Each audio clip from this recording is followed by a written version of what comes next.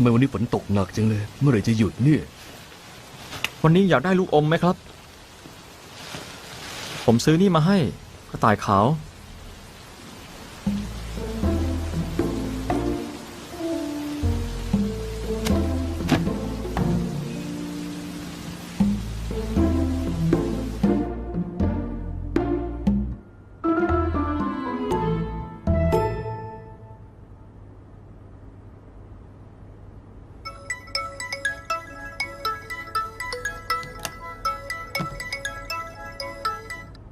ว่าไง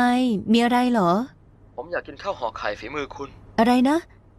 ข้าวห่อไข่ฝีมือฉันเหรออาหารที่กองไม่ได้เรื่องเลยแต่ตอนนี้ฉันทำงานอยู่นะ เท่าไรล่ะจ่ายไม่อั้น ได้เลยค่ะนายท่านเดี๋ยวไปเลย